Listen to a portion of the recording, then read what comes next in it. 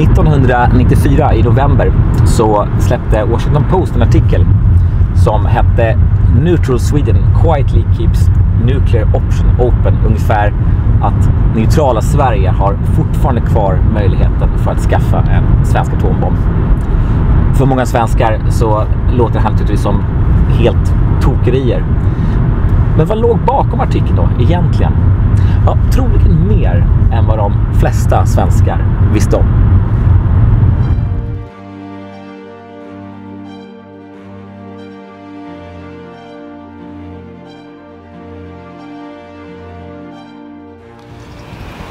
Idag har jag kommit till Ågesta strax söder om Farsta. För här bakom mig och ner en 50 meter i berget så låg tidigare Ågesta-reaktorn. Det var en kärnreaktor som var i bruk 1964 och 10 år framåt. Den producerade egentligen inte speciellt mycket energi, den producerade lite fjärrvärme till trakterna här omkring. Ändå så jobbade ungefär 350 ingenjörer och fysiker här nere i berget. Den här reaktorn, den var av en gammal teknik. Den drevs med naturligt uran och den modererades av tungt vatten. Fördelen med tungvattenreaktorer det är att restprodukten, som är uran-238 i princip enbart, kan bestrålas med neutroner och ta fram vapenplutonium. Och det var också ett av delsyftena med den här reaktorn. Den var en del av det svenska kärnvapenprogrammet som vi hade på 60- och 70-talet. Det var det här som Washington Post också refererade till, det programmet. Sverige hade det här programmet under kalla kriget. Vi balanserade mellan Warszawapakten och NATO. Och vi hade en allmän tro att ska Sverige kunna stå emot en potentiell fiende så måste vi ha adekvata vapen. Vi måste kunna stå emot en markinvasion. Och kärnvapen var den lösning som både vänstern och högern var överens om. Kapaciteten här i Ågesta, det låg på ungefär 1 till 2 bomber per år. Programmets vidd var väl uppåt en 80 bomber, något liknande, som skulle produceras. Det här programmet var hemligt och det avslöjades först på 80-talet av tidningen Ny Teknik. Och då fanns reaktorn fortfarande kvar även om den inte var i bruk. Och det satt tekniker och jobbade här nere och de forskade i defensivt syfte på hur ska Sverige agera om vi blir anfallna. Under den här tiden, under kalla kriget, både Sverige och Finland byggde väldigt många kärnvapensäkra skyddsrum. Till exempel om ni sett min tidigare film kring T-centralen så var jag nere i Klara skyddsrum under Klara kyrka som just är ett av de många skyddsrum som vi byggde.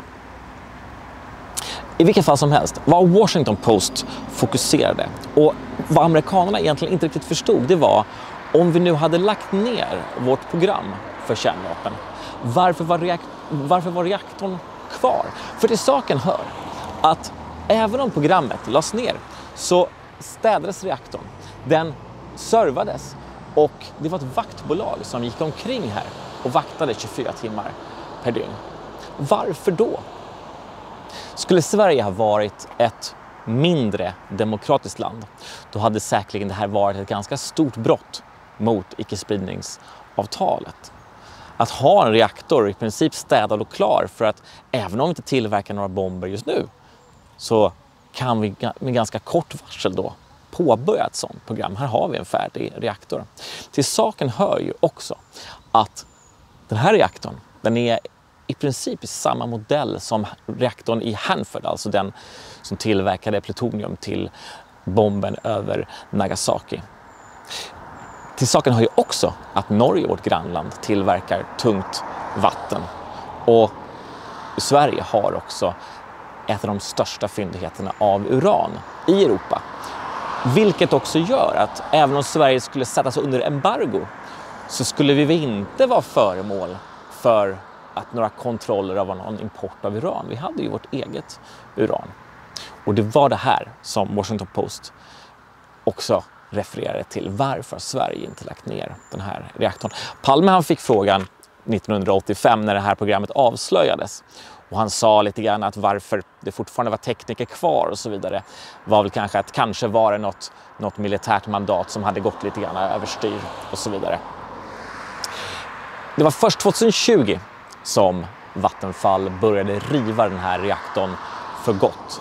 Och just nu så pågår också rivning nere i reaktorn och därför också inte vi kan komma in i reaktorn idag. 2025 beräknas den här också vara klar och riven. Men det är en spännande epok i Sveriges historia, tycker jag.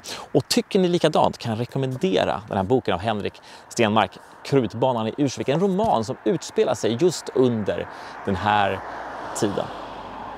Men som sagt, 2025, då är sista kapitlet skrivet i det svenska kärnvapenprogrammet.